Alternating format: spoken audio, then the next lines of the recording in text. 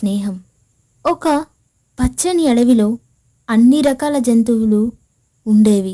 పెద్దవి, చిన్నవి, అన్ని జంతువులు సంతోషంగా జీవించేవి.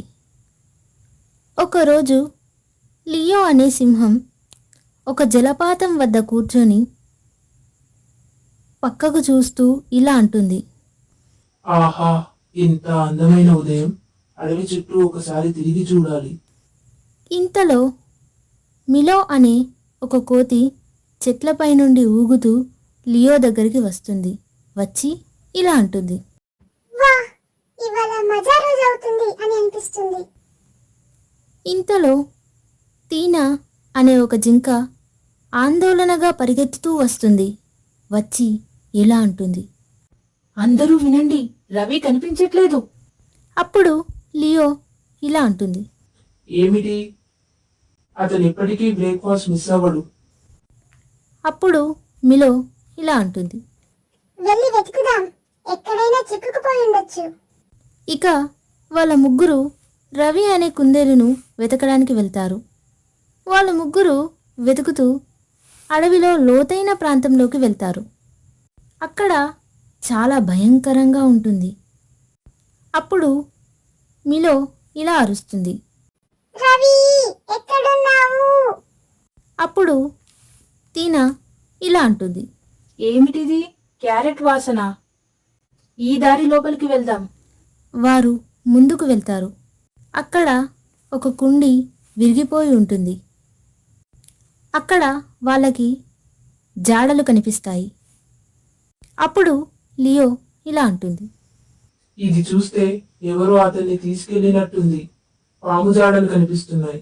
ఇక ఒక పక్క చీకటి గుహలో కోబ్రా రాజు అనే ఒక నాగుపాము భయంకరమైన కళ్ళతో చూస్తూ భయంకరమైన నవ్వుతో ఇలా అంటాడు.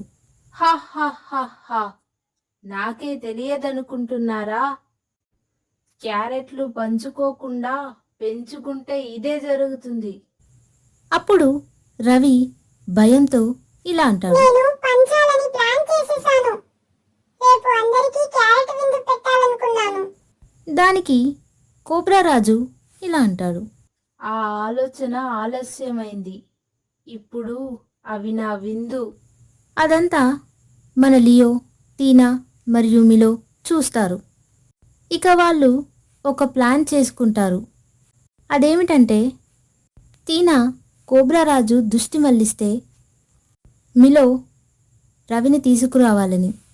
అప్పుడు మిలో ఇలా అంటుంది. అయితే పాము నన్ను పట్టుకుంటే?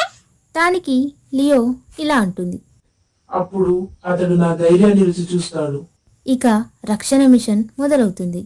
ఇక తీనా ఇలా అంటుంది. ఓయ్ కొబ్బరి పాముల రాజా, నన్ను పట్టుకోగలవా చూడు. అప్పుడు కోబ్రా రాజు ఇలా అంటుంది. ఏమిటి ఆ జింక తిరుగుతోంది?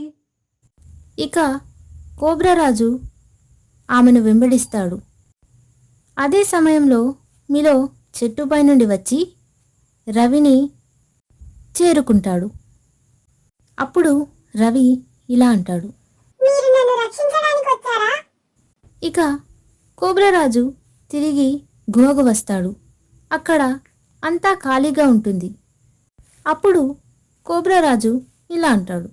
ఇక్కడెవరూ లేరు, నేను మోసపోయాను. ఇక అడవిలోని మైదానంలో జంతువులంతా సెలబ్రేట్ చేసుకుంటున్నారు.